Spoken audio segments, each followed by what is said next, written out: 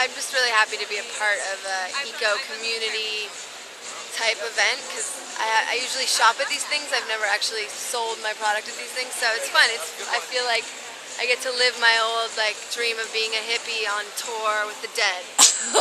So you're a newbie?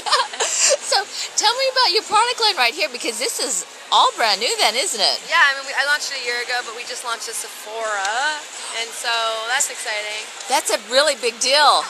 So it's good because it just shows you that the green is wanted by the masses. Wow. So tell me about your product line. What makes this different than other organic lines? Well, my whole thing, I call it chicological.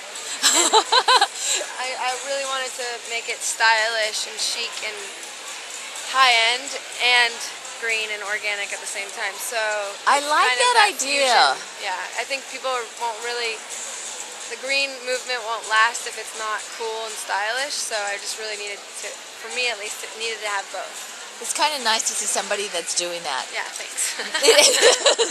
Because so I'm not a I do like comfortable shoes, but yeah, you don't want to wear them out. To be hot. Yeah. Yeah. So like this is, it's pretty, it's glamorous. Let me wipe it off.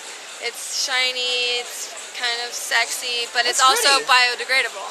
Oh, really? So, and the ingredients are all healthy, good for you, good for the planet.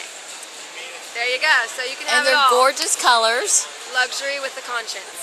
Ah. So how much of the cosmetics are organic materials? Is it 100% organic? No, it's not 100%. Some products, like my argan oil, is 100% organic. It's just one ingredient. But most of them are anywhere from 20% to 90%, and then it's non-toxic ingredients. So then the rest of the ingredients are mostly natural, and if they're not natural or organic, they're non-toxic. So we don't use parabens, we don't use petrochemicals, we don't use talc, we don't anything that's like I use EWG, which is an environmental working group.com, and you can go in there and you can put in any ingredient and they'll give you a toxicity level. So if it has a toxicity, they have a green, a yellow, and a red. If it's not in the green, it's not in my products. Oh, wow, that's pretty cool. I've never even heard of that website. Cool. Any product that you want to look into, you can put the product in, or if you just want to check out one ingredient, they can give you a whole breakdown on how cancerous it is, what it does to you. Okay, so that sounds pretty cool. So now you're going to be in Sephora. How long has that been? I launched in September, Sephora, and we're growing every few months, more stores around we're in like 25, and so spring will be in 50, and we'll just keep growing. That's enormous. Sephora's a really big deal. It's good. It's good. It's really. So as far as your product line, if you were to describe it to somebody that doesn't really know about mineral makeups and why it benefits them, what would you tell them? Yeah, well, I wouldn't call this a mineral makeup line, but this line is as good as all the other stuff, like Chanel, NARS, Bobbi Brown, but it happens to be good for you. I shouldn't have said that. Okay. It's good for you, and it lasts long on your face. It has beautiful colors. It's as good as all the other stuff, is all I gotta say, and it's good for you at the same time. And you also feel good about it too? Yeah, and you feel good about taking care of yourself and the planet. And putting on makeup is all about taking care of yourself, giving to yourself. So it should be a real truthful giving to yourself, knowing that you're going to be healthy at the end of the day, and the planet will be too. Okay. There you go. Thanks for that.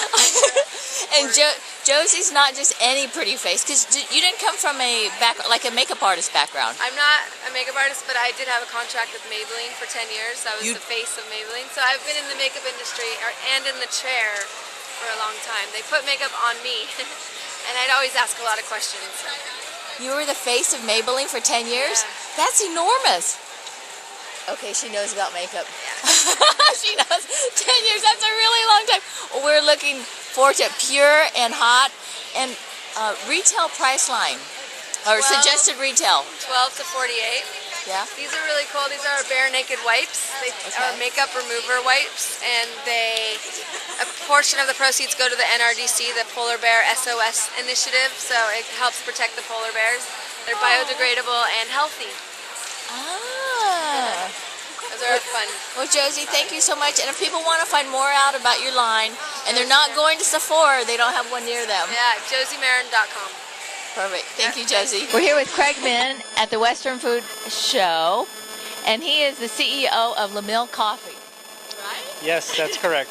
And Hi. you have done something really interesting here. Now, you are a green company. You want to emphasize this, but Yeah. tell me about your booth. The booth is actually made out of corrugated. They're individual sheets that are layered on top of each other, and we wanted to model like an English garden, and that was kind of the concept. And we saw a lot of materials, and we ended up with corrugated. And we feel it's they're all individual sheets, kind of stacked on each other, on top of each other. So. Now, how involved were you with that stacking of this process? That's quite laborsome. Well, I didn't quite help with the stacking process, but the designing and the manufacturing of the booth, absolutely. We oversaw, the design element to put it together. Now, I've seen that your company, Lamill Coffee, has been featured in LA Magazine as one of the 100 places to go to. Yeah, it's LA Magazine. Forbes wrote something on us. Food and Wine Magazine. I mean, the UK Times, New York Times, LA Times. So there's quite a lot of press on our company. Absolutely. Forget Starbucks, Craig. What makes your coffee so good? I think it starts with the sourcing. Where we buy our coffees and the transparency in our supply chain. I mean, we actually go to the source to source out a lot of our coffees, and then from there, it's bringing them in-house to our plant here in Los Angeles. And it's really it's about execution and how you manufacture and you roast a coffee. So is the taste really in the bean? Or the presentation? It's a part of it. I mean, definitely the beans that's what you start with, but there's 5 things to break brew coffee. The first is the bean, the second is the water, equipment is important, training and how to brew the coffee is important, and making sure your machines are clean are kind of the final process in achieving a great cup over the table. So it takes a lot, not just the bean. It's not just about the bean. I think he's being really shy because to be written up in all of those publications, there's more to it than that. So, Craig, what is it you're not telling us? No, I think that's pretty much everything. I mean, for us, I think we're very aesthetically driven, and I think we feel our brand is not only about the coffee, but everything that you touch, feel, see, and hold in your hand is just as important to us. So, having kind of the overall experience is what it is. So I think the test is in the brew, right? This is due for a taste test. Yeah, you guys can try a cup and and judge for yourself. But it's not just about coffee, because you guys also do tea?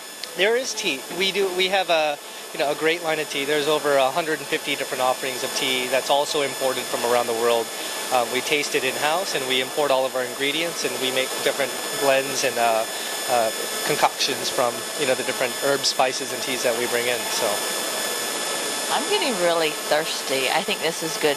So, Craig, if people are not here in Southern California, can they order your coffee over the internet? Absolutely. You can, we have a website. It's lamillcoffee.com, and, all of our products are on there. We also have a retail store in Silver Lake, and that just opened about 7 months ago. And so that's kind of a beverage boutique, is what we call it, where you can get a lot of the drinks.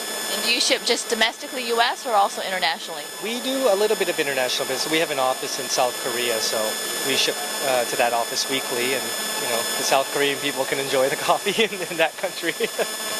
I'm getting really thirsty. They're brewing espresso and coffee over here. But for now, Craig, thank you. I'm looking forward to it. Absolutely. Thank you very much. Thanks, Craig.